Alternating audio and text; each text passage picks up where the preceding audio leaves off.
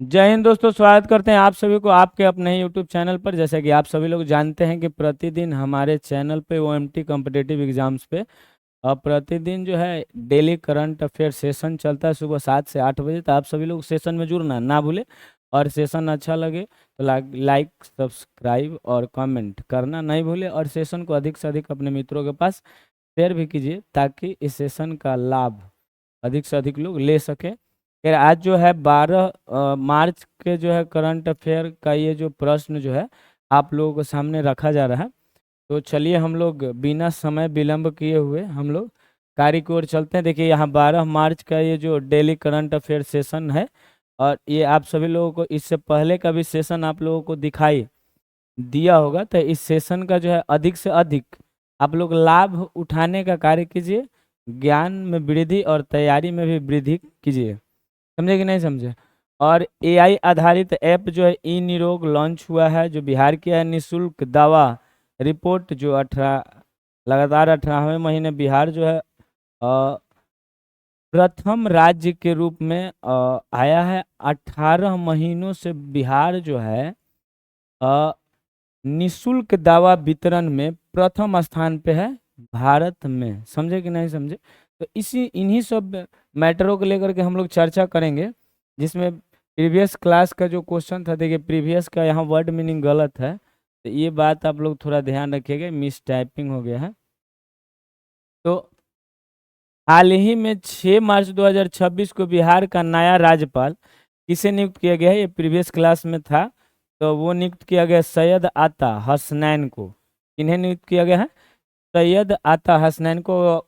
और ये जो है किनके जगह पर या किसका इन्होंने स्थान लिया है? तो आरिफ मोहम्मद खान के स्थान पे ये जो है नियुक्त किए गए हैं। खैर देश में बहुत सारे राज्यपाल और उपराज्यपाल केंद्र शासित प्रदेशों में परिवर्तित किए गए हैं। एक बार उसका लिस्ट आप लोग देख लीजिए, ताकि इसको रट लीजिएगा, क्योंकि एग्जाम में आप लोगों से यह प्रश्न पूछा जा सकता है। देखिए जैसे कि यहाँ पे कि पश्चिम बंगाल में अभी जो है आर एन रवि को जो है राज्यपाल नियुक्त किया गया। कहाँ? पश्चिम बंगाल में आर एन रवि क्यों नियुक्त किया गया? क्योंकि सीबी आनंद बोस ने इस्तीफा दे दिया।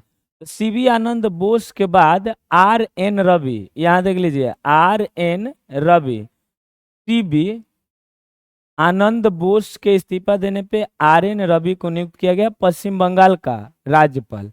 ये भी बात ध्यान में रखिएगा। दूसरा बात, तेलंगाना तेलंगाना का नया राज्यपाल बनाया गया है शिव प्रताप शुक्ला को। ये भी बात याद रखना है कि जिन्हें तेलंगाना का राज्यपाल बनाया गया है शिव प्रताप शुक्ला को, वे पहले हिमाचल प्रदेश के राज्यपाल थे। देखिए हिमाचल प्रदेश से स्थानांतरित किया गया है, मतलब हिमाचल प्रदेश से स्थानांतरित करके उन्हें तेलंगाना का राज्यपाल बनाया गया है, जिनका नाम है शिव प्रताप शुक्ला। अच्छा, तो हिमाचल प्रदेश का भी राज्यपाल चेंज हुए होंगे, तो यहाँ दिखाई दे रहा होगा। जब वहां से शिव प्रताप शुक्ला को बदला गया, तो जो लद्दाख के पूर्व उपराज्यपाल थे, जिनका नाम है कविंदर गुप्ता, उन्हें राज्यपाल बना दिया गया। कहाँ? हिमाचल प्रदेश का। कोई दिक्कत नहीं ना? तो उन्हें राज्यपाल बना दिया गया हिमाचल प्रदेश का, ये ध्यान रखिएगा। कोई दिक्कत? तो कविंदर गुप्ता को या कविंदर गुप्ता को, जो पहले लद्दाख के उपराज्यपाल थे, पूर्व उपराज्यपाल हैं, उन्हें जो है नियुक्त कर दिया राज्यपाल के रूप में हिमाचल प्रदेश। और हिमाचल प्रदेश के जो जो राज्यपाल थे, जिनका नाम है शिव प्रताप शुक्ला, उन्हें जो है तेलंगाना का राज्यपाल बना दिया। समझ में आया? और आर एन रवि को पश्चिम बंगाल का राज्यपाल बनाया। अब यहाँ देखिए महाराष्ट्र के जो है राज्यपाल कौन बने हैं? तो जिष्णु देव शर्मा। और ये जिष्णु देव शर्मा जो है तेलंगाना से स्थानांतरित होकर के आए हैं। इतना बात ध्यान में रखिएगा। अब यहाँ भी ये भी बात याद रखिए कि हिमाचल प्रदेश से स्थानांतरित होकर के शिव प्रताप शुक्ला को तेलंगाना का राज्यपाल बनाया गया। तो तेलंगाना के राज्यपाल कौन थे? जिष्णु देव शर्मा। तो जिष्णु देव शर्मा को महाराष्ट्र भेज दिया गया, ठीक है। और शिव प्रताप शुक्ल जो हिमाचल प्रदेश से आए थे, हिमाचल प्रदेश में पूर्व उपराज्यपाल जो लद्दाख के थे, कविंदर गुप्ता को बनाया गया। इतना बात आप ध्यान में रखिएगा। नागालैंड का नया राज्यपाल जिन्हें नियुक्त किया गया है, न से नागालैंड, न से नंद किशोर यादव, नागालैंड नंद किशोर यादव। और बिहार का राज्यपाल तो आपको अभी बताए ही हैं, जिनका नाम है सैयद अता हसनैन। और देखिए तमिलनाडु का राज्यपाल उन्हें नियुक्त किया गया है जो पहले बिहार के राज्यपाल रह चुके हैं, जिनका नाम है राजेंद्र विश्व आर्लेंकर, तमिलनाडु के। तो यहाँ देख लीजिएगा तेलंगाना, ये कंफ्यूज नहीं होना चाहिए, और तमिलनाडु, ये दोनों अलग अलग है और दोनों के अलग अलग राज्यपाल है। राजेंद्र विश्वनाथ आर्लेंकर को बनाया गया, यहाँ शिव प्रताप शुक्ला को बनाया गया। और देखिए दिल्ली के एलजी मतलब उप राज्यपाल किसे नियुक्त किया गया है, तो तरनजीत सिंह संधू को। और लद्दाख का उप राज्यपाल जो है नियुक्त किया गया विनय कुमार सक्सेना को। तो लद्दाख का विनय कुमार और तरनजीत सिंह संधू को दिल्ली का उपराज्यपाल नियुक्त किया गया है। इससे पूरा का पूरा इसको रट लेना है, एग्जाम में पूछा जाएगा, तो आप ये बात ध्यान में रखिएगा।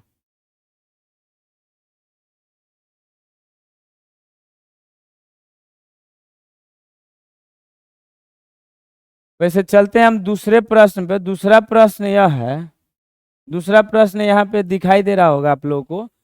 यहाँ पहला नंबर क्वेश्चन है आज का कि फसलों की बीमारी की पहचान और उपचार में किसानों की सहायता के लिए एआई आधारित ई निरोग ऐप किस राज्य में लॉन्च किया गया है। यहाँ एक बार ध्यान देखिए, फसलों के बीमारी को जांच करने के लिए या चेक करने के लिए एक ऐप लॉन्च किया गया है जो एआई आधारित है, आर्टिफिशियल इंटेलिजेंस पे आधारित है, जिसका नाम है ई निरोग। तो किस राज्य ने लॉन्च किया है, तो इसे लॉन्च किया है बिहार सरकार के द्वारा लॉन्च किया गया, बिहार राज्य के द्वारा लॉन्च किया गया है। इतना बात आप लोग ध्यान में रखेंगे, ठीक है। अब यहाँ एक बार एक ध्यान से देखिए, पहला तो बात यहाँ एक बार यही ध्यान से देखिएगा, ये प्रश्न पूछेगा कि भारत के कृषि मंत्री कौन है, तो शिवराज सिंह चौहान है। कौन है? शिवराज सिंह चौहान। और बिहार के जो वर्तमान कृषि मंत्री हैं, जो दानापुर से विधायक हैं, जिनका नाम है रामकृपाल यादव। समझे कि नहीं समझे? अब यहाँ देखिए, ये भी बात आप लोग ध्यान में रखिएगा।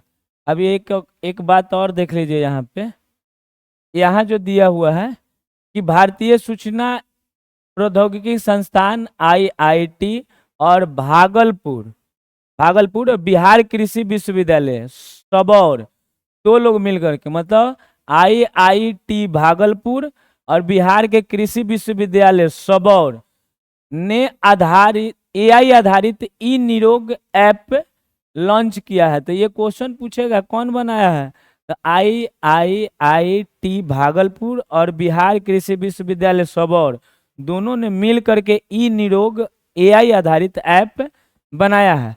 और इसका काम है फसलों की बीमारी की पहचान और उपचार में मदद देने के लिए इसको विकसित किया गया है, कि फसलों की बीमारी को जो है पता लगाएगा और उसका जानकारी देगा कि इसका निवारण किस प्रकार से किया जाना चाहिए। एक और बात याद रखिएगा, यहाँ पे किसान केवल फसल की पत्ती, यहाँ इसमें होगा क्या कि किसान केवल फसल की पत्ती का फोटो अपलोड करेगा, तो 8 से 10 सेकंड में ही यह ऐप जो है बतला देगा कि बीमारी कौन सा है। समझ में आया कि नहीं? अब बीमारी के अनुसार जो है उपयुक्त कीटनाशक और उपचार की सलाह भी देता है। सिर्फ और सिर्फ फसल के पत्ती का फोटो खींच के उस पर डालना है, 8 से 10 सेकंड में यह बता देगा कि उस फसल में बीमारी कौन सा है और किस कीटनाशक का उपयोग भी किया जाना चाहिए, ये भी सलाह देगा। समझ में आया कि नहीं? इतना बात ध्यान में रखना है। एक और यहाँ पे फैक्ट है कि 2022 में बिहार कृषि विश्वविद्यालय और आईआईटी भागलपुर ने इस ऐप को बनाने की शुरुआत की थी, और इस ऐप को बनाने की शुरुआत जो है 2022 में ही की गई थी, लेकिन यह लॉन्च 2026 में की गई है। इतना बात आप ध्यान में रखिएगा। देखिए 16 अप्रैल 2025 को ऐसा ही एक बिहार देश का पहला राज्य बना जिसने डिजिटल कृषि निर्देशालय स्थापित किया है। तो अप्रैल 2025 में बिहार एक ऐसा पहला राज्य बना है जहां पे डिजिटल कृषि निर्देशालय स्थापित किया है, जहां पे सारा का सारा काम डिजिटली होता है। कृषि निर्देशालय में, जिससे किसानों को डेटा, मौसम, बाजार की जानकारी आसानी से प्राप्त हो पाती है।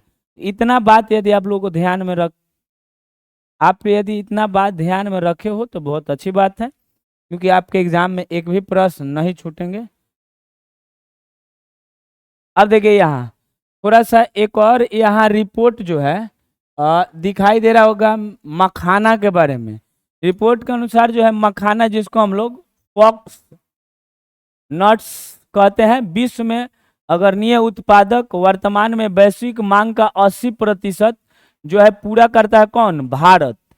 तो भारत जो है विश्व का 80% मखाना पूर्ति करता है, और भारत के 80% मखाना पूर्ति में बिहार 90%, भारत जितना पूर्ति करता है तो भारत का 90% मखाना बिहार से उत्पादित किया जाता है, और बिहार का योगदान 90% जो अग्रणीय है मखाना उत्पादन में।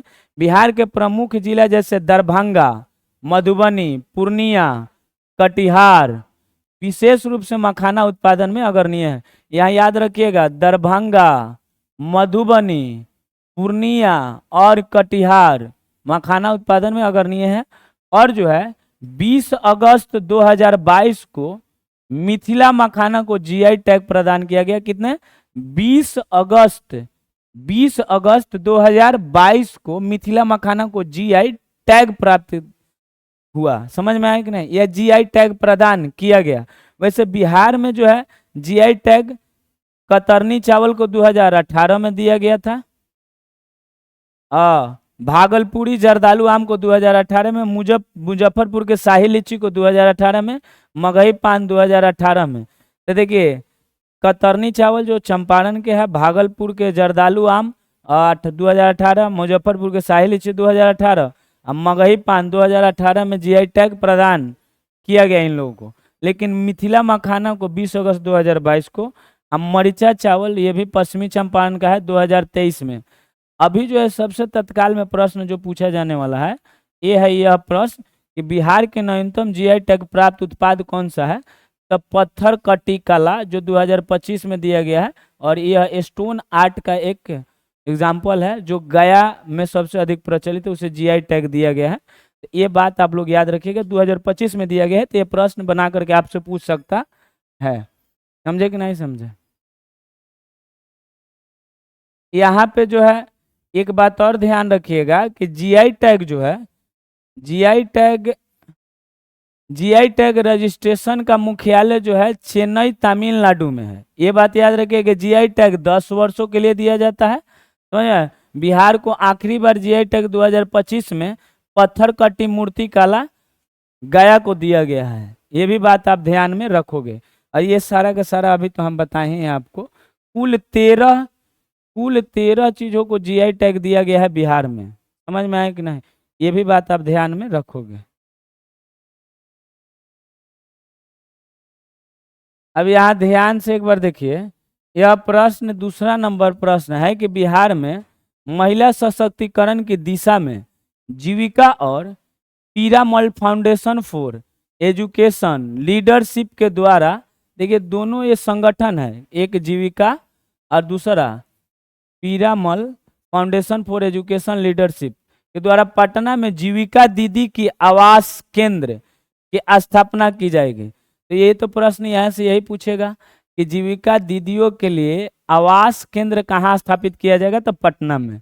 सबसे पहला प्रश्न यह पटना में किया जाएगा। अब ये पूछ रहा है कि बताएं कि जीविका की स्थापना किस वर्ष और किस उद्देश्य के लिए किया गया था? तो इसका स्थापना जो है 2006 में किया गया था, ग्रामीण महिलाओं को आत्मनिर्भर बनाने के लिए किया गया था। इसमें ग्रामीण महिलाओं को आत्मनिर्भर बनाने के लिए, और यहाँ इसका लोगो दिखाई दे रहा होगा, समझ में आया कि नहीं? 2006 में जीविका का स्थापना किया गया। अभी वर्तमान में पटना में जो है आवास केंद्र स्थापित किया जा रहा है, इसको लेकर के यह न्यूज में थे। जीविका से संबंधित प्रश्न जो है एग्जाम में पूछा गया कि बिहार में, याद देखिए, बिहार में जीविका परियोजना किस वर्ष शुरू की गई? तो 2006 में। यह बीपीएससी में भी प्रश्न पूछा गया था प्री 2018 में। इतना बात ध्यान रखिएगा। दूसरा बात, जीविका किस प्रकार की योजना है? तो यह ग्रामीण आजीविका संवर्धन योजना है। और बीपीएससी के मेंस में भी 2015 में यह क्वेश्चन पूछा गया था मुख्य परीक्षा में। यहाँ देखिए कि जीविका परियोजना का संचालन किस संस्था द्वारा किया जाता है? बिहार ग्रामीण आजीविका संवर्धन समिति के द्वारा किया जाता है। समझ में आया कि नहीं किया?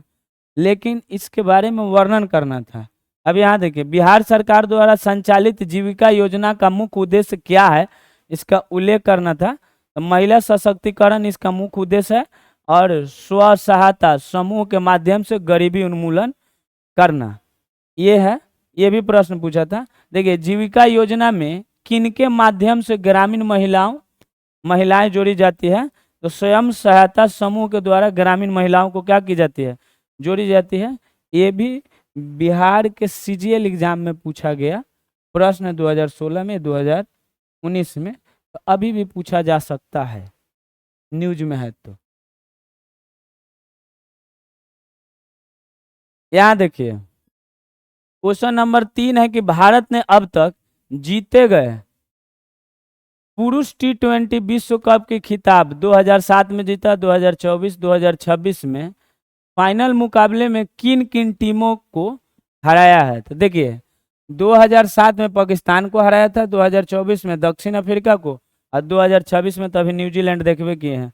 तो पाकिस्तान, दक्षिण अफ्रीका और न्यूजीलैंड को यह हराया है। तो 2007, 2024, 2026 में आईसीसी T20 पुरुष वर्ल्ड कप में जीत दर्ज किया था। पाकिस्तान को 2007 में हराया था, 2024 में दक्षिण अफ्रीका को, और 2026 में न्यूजीलैंड को हरा करके जीता है। यहाँ वही बात जो है दिए हुए है, लेकिन इसका कुछ कुछ बात जो है आप लोग याद रखिएगा, क्योंकि यह प्रश्न आपसे पूछ सकता है। देखिए क्या है कि इसका मेजबान देश कौन रहा है? तो मेजबान देश जो रहा है भारत और श्रीलंका संयुक्त मेजबानी किया इस बार। और इस आईसीसी T20 वर्ल्ड कप का ये जो है आयोजन का कौवा संस्करण था? तो 10वां संस्करण था। मेजबान देश भारत और श्रीलंका था। और इसका जो है फाइनल मुकाबला नरेंद्र मोदी स्टेडियम अहमदाबाद गुजरात में हुआ। और विजेता टीम जो था भारत न्यूजीलैंड को हराया, उप विजेता रहा है न्यूजीलैंड, 96 रनों से हराया। ये बात याद रखिएगा। और इस मैच का ब्रांड एम्बेसडर रोहित शर्मा रहे हैं। समझ में आया कि नहीं आया? और ये सारे के सारे बात हम बता दिए हैं, कोई दिक्कत? यहाँ पे भी दिए हुए हैं, जो देख सकते हैं कि सबसे अधिक बार यह कप जो है हासिल करने वाला देश भारत बन गया है 3 बार। तो क्वेश्चन पूछा जा सकता है कि आईसीसी T20 विश्व कप सबसे ज़्यादा बार किस देश ने जीता है? कौन जीता है? भारत।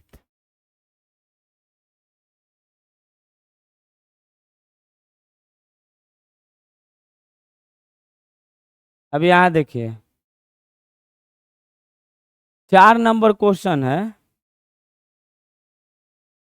कि भारत सरकार द्वारा प्रस्तावित जनगणना 2027 के लिए जारी किए गए आधिकारिक शुभंकर कौन से हैं? हम कल भी बताए थे कि प्रगति और विकास है।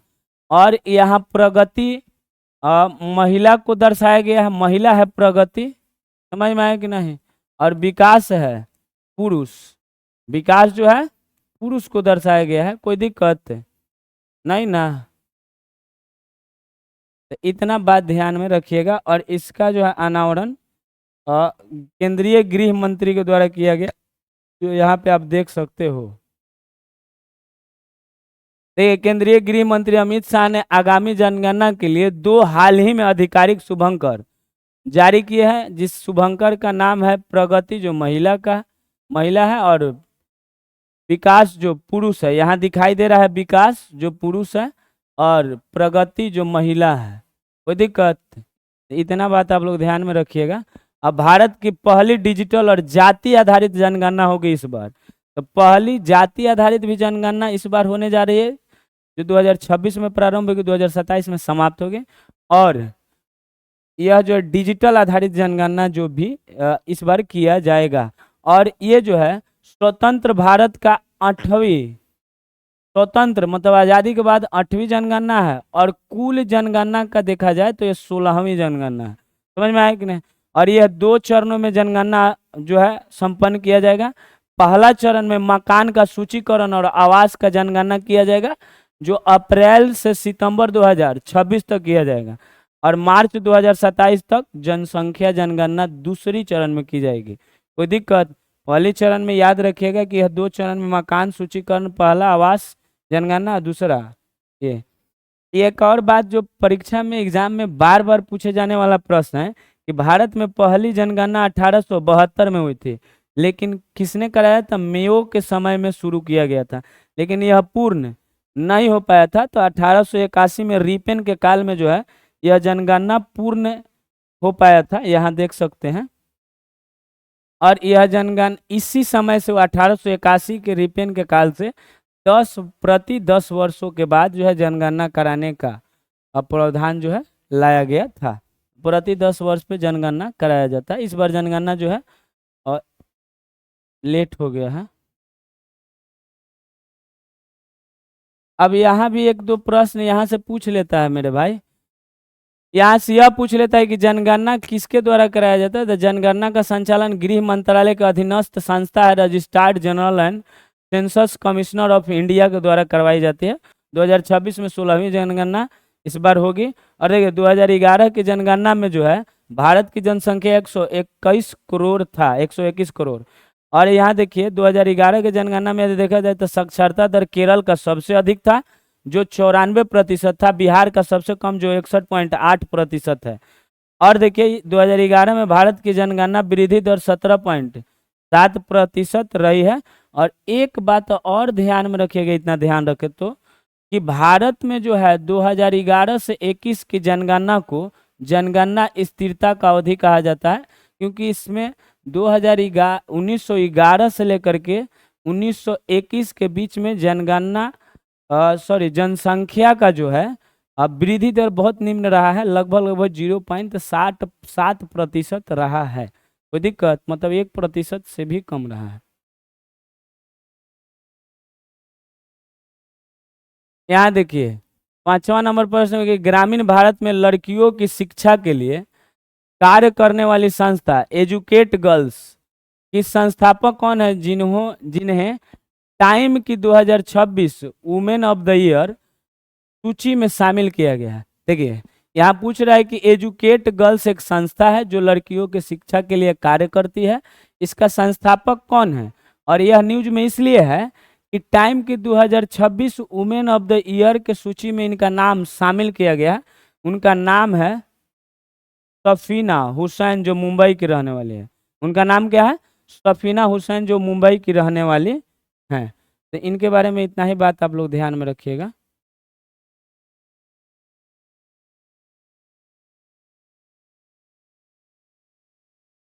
इसमें एक बात यहाँ ध्यान रखिएगा कि एजुकेट गर्ल्स को इस बार दिया गया है आज शाहीना अली, मालदीव के जो है समुद्री पर्यावरण संरक्षण एवं प्लास्टिक प्रदूषण के खिलाफ कार्य करने के लिए इस बार जो है रैमन मैग्सेस पुरस्कार दिया गया है। एजुकेट गर्ल्स को भी दिया गया, ग्रामीण क्षेत्र में लड़कियों को।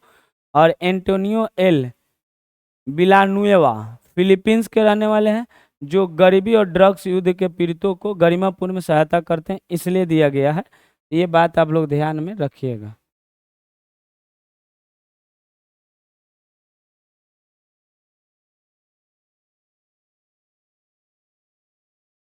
यहाँ देखिए वाइल्ड लाइफ कंजर्वेशन के क्षेत्र में Esmond B Martin Royal Geographical Society पुरस्कार जीतने वाली पहली भारतीय कौन बनी है? तो ये कृति के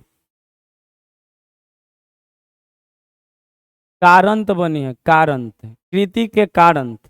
याद रखिएगा कि वाइल्ड लाइफ कंजर्वेशन के क्षेत्र में Esmond B Martin Royal Geographical Society पुरस्कार, तो जियोग्राफिकल सोसाइटी पुरस्कार जीतने वाली पहली भारतीय महिला कौन बनी है?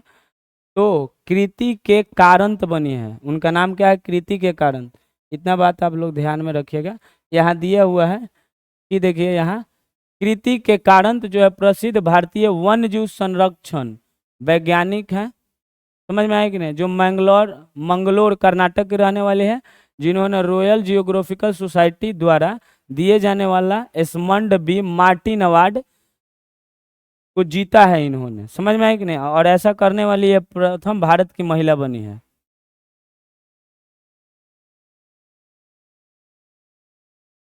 और 7 नंबर क्वेश्चन देखिए कि हाल ही में 2 मार्च 2026 को पालघर जिले में महाराष्ट्र के जो पालघर जिले में तारापुर महाराष्ट्र के पालघर जिले में तारापुर औद्योगिक क्षेत्र में केमिकल प्लांट से रिसाव हुई ओलियम गैस का सामान किस नाम से जाना ओलियम गैस को सामान्यतः किस नाम से जाना जाता है? ओलियम गैस को फ्यूमिंग सल्फ्यूरिक एसिड के नाम से जाना जाता है। फ्यूमिंग सल्फ्यूरिक एसिड के नाम से जाना जाता है ओलियम गैस को। गैस का इसका रिसाव जो है तारापुर औद्योगिक क्षेत्र में केमिकल प्लांट में हुआ है, इस कारण से यह न्यूज में था। समझे कि नहीं समझे? इतना बात आप लोग ध्यान में रखिएगा।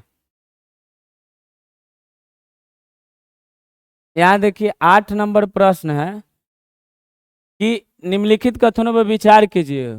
हुनु हुरून ग्लोबल रिच लिस्ट 2026 के संदर्भ में क्या है? इस सूची में विश्व के 73 देशों के 4020 अरबपतियों को शामिल किया गया। ये सत्य बात है। दूसरा बात यह है, दूसरा कथन कि 2025 की तुलना में अरबपतियों की संख्या में लगभग 17% की वृद्धि हुई है। तो बिल्कुल 17% की वृद्धि हुई है। तीसरा नंबर कथन है कि भारतीय अरबपतियों की संख्या के मामले में विश्व में दूसरे स्थान पे है। नहीं, ये दूसरे स्थान पे नहीं है, यह तीसरे स्थान पे है। तो यह कथन गलत है। बाकी 1 और 2 सही है। तो 1 और 2, केवल 1 और 2 कथन क्या होगा? सत्य हो जाएगा। समझ में? 17% की वृद्धि हुई है। कुल 73 देशों में अरबपतियों की संख्या 4020 इस बार गणना की गई है। इतना बात आप लोग ध्यान में रखिएगा। देखिए इस बार 4020 कुल अरबपतियों की संख्या जो है निश्चित किया गया है। और पिछली बार 3442 अरबपति थे, जो इस बार बढ़ा है तो 17% का वृद्धि हुआ है। और देखो कुल संपत्ति, यदि अरबपतियों में वृद्धि पूछेगा तो 17% अरबपतियों की संख्या में, और यदि अरबपतियों की संपत्ति में वृद्धि पूछेगा तो 28%। कुल संपत्ति में वृद्धि लगभग 28% हुआ है। भारत विश्व में इस मामले में तीसरे स्थान पर है, भारत के अरबपतियों। और देखो पिछली बार से जो है 24 अरबपति जो है भारत में बढ़ गए हैं, और उनकी जनसंख्या कितनी हो गई है? 308। अभी जो है 308 अरबपति हैं। सबसे अधिक अमेरिका में है, दूसरे नंबर पे चीन है, तीसरे पर भारत। पहला अमेरिका, दूसरा चीन और तीसरा भारत। भारत में 308 अरबपति हैं, 4020 में 308 भारत में है। इतना बात आप लोग ध्यान में रखिएगा। यहाँ देखिए महात्मा अ ग्रेट कम्युनिकेटर नामक पुस्तक जिसका विमोचन केंद्रीय मंत्री मनसुख मांडविया ने किया, कि लेखक कौन है? ये हम बताए थे कल कि धीरज कांकरिया है। कौन है? धीरज कांकरिया, जो महात्मा अ ग्रेट कम्युनिकेटर पुस्तक के लेखक है धीरज कांकरिया। इसका अनावरण मनसुख मांडविया के द्वारा किया गया है। इस बात का भी ध्यान आप लोग रखिएगा। समझ में आया कि नहीं? यहाँ पे दिखाई देगा कि महात्मा गांधी का जो भी यहाँ पुस्तक जो दिखाई दे रहा है उसका लेखक ये है।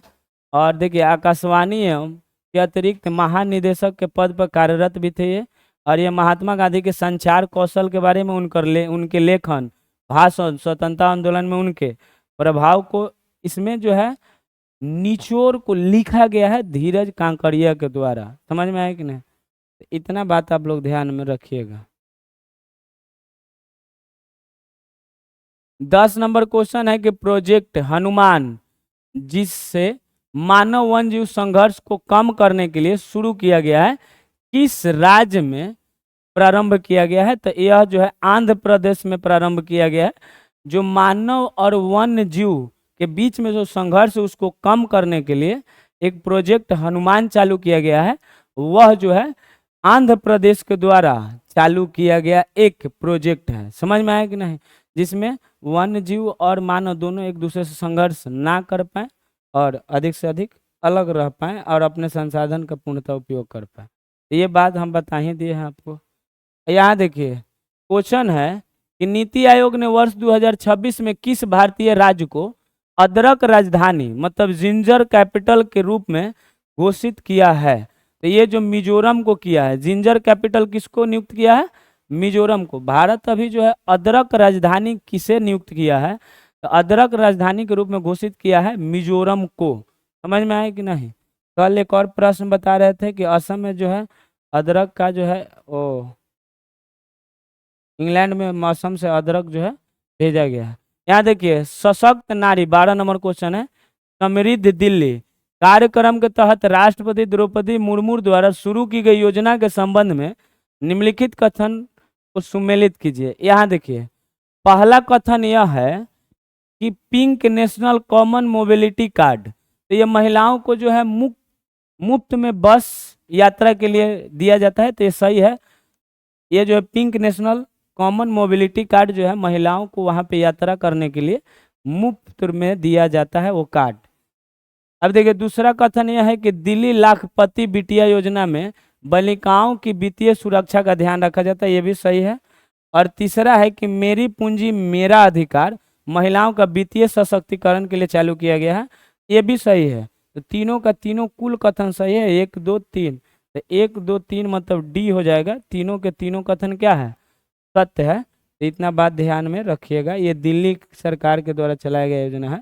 अब देखिए यहाँ 13 नंबर क्वेश्चन है कि हालिया आई रिपोर्ट के अनुसार फरवरी 2026 में मरीजों को निःशुल्क दवा उपलब्ध कराने के मामले में देश में कौन सा राज्य जो है लगातार 18वें माह पहले स्थान पर रहा है? तो इसका उत्तर प्रदेश, तमिलनाडु, बिहार, राजस्थान। तो इसका जो है उत्तर कमेंट बॉक्स में आप लोग लिखने का प्रयास कीजिए, क्योंकि यह पिछले क्लास में हमने पढ़ा दिया है। एक बार कमेंट बॉक्स में अवश्य कमेंट करके जाएं इसका उत्तर। आप मेरे बारे में कमेंट कीजिए या नहीं कीजिए, कैसा पढ़ाते हैं, क्या है क्या नहीं, लेकिन प्रश्न का उत्तर अवश्य दे करके जाएं, क्योंकि वो जरूरी है, मेरे बारे में कुछ कहना जरूरी नहीं है। आज के लिए इतना ही। मस्त रहिए, व्यस्त रहिए और तैयारी को भरपूर तरीके से कीजिए। समझ में आया कि नहीं? आज के लिए इतना ही। जय हिंद, जय भारत।